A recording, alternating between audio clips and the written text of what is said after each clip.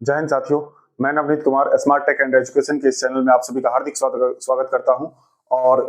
आज जो हम दोस्तों डिस्कस करने वाले हैं वो ये है कि how to become a pro HR recruiter. और उसमें भी जब आप टेक बैकग्राउंड में हो, टेक बैकग्राउंड से नहीं हो, नॉन आईटी बैकग्राउंड से हो और आप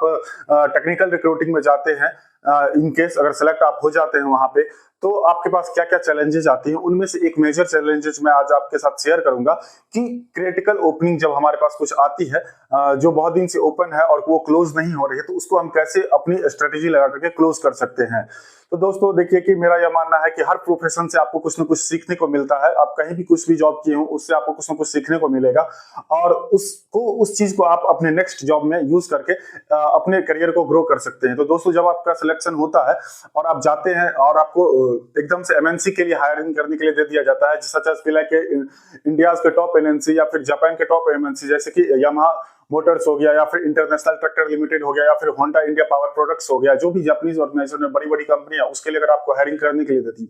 दे दिया जाता है तो उसमें आपके पास क्या चैलेंजेस आएंगे। तो दोस्तों जो आज मैं आपसे, वैसे तो बहुत सारे चैलेंजेस आते हैं लेकिन जो मैं एक मेजर चैलेंजेस आपके साथ शेयर करना चाहता हूं वो है कि क्रिटिकल ओपनिंग को कैसे फुलफिल करें। तो सबसे पहले ये जानना जरूरी होता है कि क्रिटिकल ओपनिंग क्या होता है। तो दोस्तों एक क्रिटिकल ओपनिंग ये होता है कि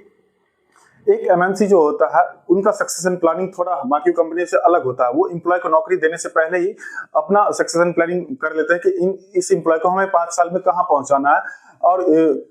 ये अगले 3 साल में किस पोजीशन पे होंगे। तो वो हमेशा बिगिनिंग से स्टार्ट करते हैं कि मतलब कि एम्प्लॉय को इनफैक्ट अगर मैं सेल्स में देखा जाओ तो वो हमेशा बिगिनिंग से स्टार्ट करते हैं कि मतलब कि उनको पहले कि एरिया सेल्स एग्जीक्यूटिव के पोजीशन पे लाया जाता है, देन उनको प्रमोट कर करके टेरिटरी मैनेजर पे ले जाया जाता है, देन उनको असिस्टेंट मैनेजर, देन उनको फिर सीनियर मैनेजर, देन उनके पास पूरा उनके पास स्टेट या डिवीजन का पूरा दिया जाता है। ऐसे इस तरीके से रिस्पॉन्सिबिलिटी इंक्रीज की जाती है। तो वो ना देखते हैं कि एक हमारे पास कुछ ऐसा रेलिवेंट कैंडिडेट आ जाए जो हमारे प्रोडक्ट को में ही डील करता हो और उनके उसके पास वो एक्सपीरियंस भी हो और सैलरी भी हमारे रेंज में आ जाए। तो मेरे पास जो एक चैलेंजेस आई थी अभी रिसेंटली वो ये था कि मुझे होंडा इंडिया पावर प्रोडक्ट्स के लिए एक relevant candidate area sales executive के लिए देना था फाइंड कर करके, और उसमें बहुत सारी कंसल्टेंसी लगी हुई थी। और जब मैनेजर के लास्ट होप आप बन जाते हो कि मतलब कि अगर आपको प्रूव करना है अपने आप को और अपने ऑर्गेनाइजेशन में कि हाँ जब जो भी कोई काम नहीं होगा वो मैं उस चैलेंज को एक्सेप्ट करके मैं उसे फुलफिल कर सकता हूं, तो वो आप उसको आप ऐसे कर सकते हैं कि उस क्रिटिकल ओपनिंग का सबसे पहले बताता हूं कि सिनेरियो क्या रहता है। कि सिनेरियो ये रहता है कि उनको चाहिए था एक एरिया सेल्स एग्जीक्यूटिव, लोकेशन था कोची केरला में और बंदा चाहिए था कोची से ही या फिर उसी केरला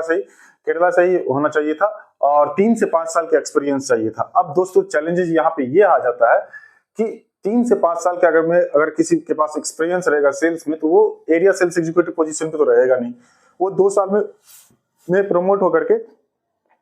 टेरिटरी मैनेजर या फिर असिस्टेंट मैनेजर या 3 साल में बन ही जाता है कहीं ना कहीं, और उसकी इजिली टारगेट उसके पूरे हो जाते हैं। तो उस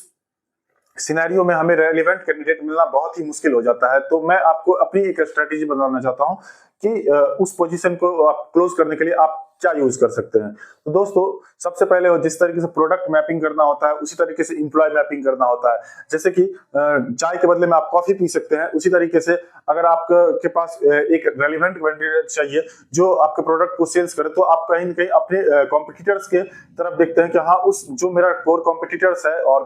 और हमारे कल्चर एम्प्लॉय के कल्चर से मैप करता हो उस कंपनी का भी कल्चर हमारे ऑर्गेनाइजेशन के कल्चर से, अगर वैसा रेलिवेंट कैंडिडेट हमें मिल जाए अपने सैलरी रेंज में, तो ये उससे बेटर बातें उनके लिए कुछ भी नहीं होती है और वो कैंडिडेट सेलेक्ट होने के चांसेस ज्यादा होते हैं। तो इस केस में आपको क्या करना है, जब आपके पास, हाँ लेकिन इस स्ट्रेटेजी को आप तब यूज करिएगा जब आपके पास कोई रिज्यूमे नहीं बचा हो, आप कॉल लगा करके थक चुके हो, आपके पास कोई रेफरेंस भी नहीं बचा हो और आपके पास तो आप टाइम भी बहुत कम हो। तो आप लास्ट होप में क्या कर सकते हैं, इसमें आपको सक्सेस मिलने के 50-50 चांसेस है, इसलिए मैं बोलता हूं कि लास्ट टाइम में आपको ये यूज करता है। मुझे मिल गई, शायद आपको मिल ही जाती है इनफैक्ट, क्योंकि कोशिश करने वाले को कभी हार नहीं होती है। तो मैंने क्या किया था कि उसके लिए मैंने जैसा मेरा बैकग्राउंड था, तो मेरा पहले क्या था कि मैं पहले डीलर और डिस्ट्रीब्यूटर से बहुत ज्यादा डील करता था कि अपने सेल्स में, कि जैसे जहां मैं इंटर्नशिप करता था वहां मुझे रेलिवेंट इंडिया मार्ट या फिर ट्रेड इंडिया पे मुझे अपने ऑर्गेनाइजेशन के लिए प्रोक्योरमेंट का काम करना होता था, यानी कि डीलर डिस्ट्रीब्यूटर से नेगोशिएशन करके सामान लेना फिर सामान बेचना, ये मेरा काम होता था वहां पे। तो मैंने यूज किया कि मैं क्यों नहीं इस कंपनी के जितने भी प्रोडक्ट है उस लोकेशन पे जो भी डिस्ट्रीब्यूटर और रिटेलर से सर्च सेल आउट करते हैं उनको अप्रोच करो और उनसे रेफरेंस लो। क्योंकि जिस तरीके से दोस्तों mock marketing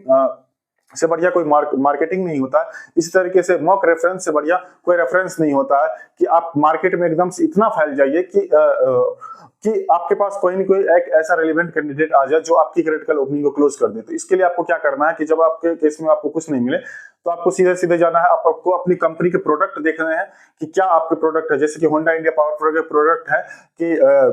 portable generators, water pumps, या फिर आउटडोर मोटर्स, या फिर हो गया आपका स्नो ब्लोअर्स, ट्रिलर्स, या फिर ब्रश कटर्स, ये सारी चीजें एग्रीकल्चर काइंड ऑफ इक्विपमेंट उनका प्रोडक्ट है। तो इनके कॉम्पिटिटर कौन कौन है? तो इनके कॉम्पिटिटर है आपके कमिंस इंडिया हो गया, या फिर यामाहा मोटर्स हो गया, नॉट बाइक वाला यामाहा मोटर्स इन सभी चीजों में भी काम करती है, और किर्लोस्कर इलेक्ट्रिक हो गया। तो ये सारी चीजें क्या ये इनके कॉम्पिटिटर है। तो अब हमें क्या करना है, इंडिया मार्ट पे हमें जाना है और वहां से हमें उस लोकेशन पे, जिस लोकेशन पे हमें वैकेंसी फुलफिल करनी है, उस लोकेशन पे जितने भी रिटेलर्स, डिस्ट्रीब्यूटर्स, या फिर चैनल पार्टनर्स होगा, या फिर चैनल इंटीग्रेटर्स है, उन सभी के नंबर से हमको निकालने हैं और उनके थ्रू फोन करके रेफरेंस लेना है कि अगर आपके पास कोई उनके साथ अपनी जॉब डिस्क्रिप्शन शेयर करना है, और अगर आपके पास कुछ ऐसे रेलिवेंट कैंडिडेट हो जो मेरा ये इस जॉब डिस्क्रिप्शन के पैरामीटर को फुलफिल करते हो, तो ये क्रिटिकल ओपनिंग क्लोज हो जाएगा और मैं आपका सदा आभारी रहूंगा। इस तरीके से आपको बात करना है, एक रिलेशनशिप बिल्ड करना है, और कम से कम आपको उस एरिया में कुछ भी नहीं छोड़ना है। जितने भी अपने कॉम्पिटिटर के रिटेलर्स हो, या फिर अपने उसी कंपनी के रिटेलर्स या फिर डिस्ट्रीब्यूटर्स हो, सबके थ्रू ही आपको अप्रोच करना है ना, और सबसे रेफरेंस लेकर के उनसे रेज्यूमे मंगाने हैं, और उस रेज्यूमे को मंगा करके जब आप कॉल लगाएंगे उन सभी कैंडिडेट्स में, तो उनमें से ज्यादा पॉसिबल चांसेस है 80 to 90% कि आपका एक रेलिवेंट कैंडिडेट जो उस पैरामीटर को फुलफिल करता है उस सैलरी रेंज में, वो कहीं ना कहीं ज्वाइन कर लेगा और आपकी क्रिटिकल ओपनिंग क्लोज हो जाएगी। तो यही सारी चीजें मैं आपसे डिस्कस करना चाहता था दोस्तों कि हमें हर बार जब हम टेक बैकग्राउंड में जाते हैं या फिर कभी भी हम रिक्रूटिंग में जाते हैं, तो जरूरी नहीं है कि हमें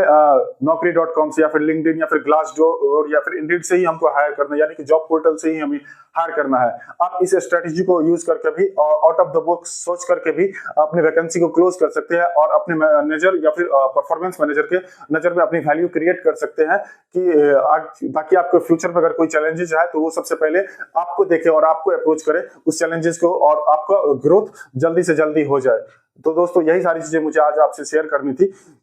तो मिलेंगे नेक्स्ट एपिसोड में किसी और टॉपिक के साथ। तब तक के लिए अलविदा दोस्तों, बाय, मिलते हैं फिर से।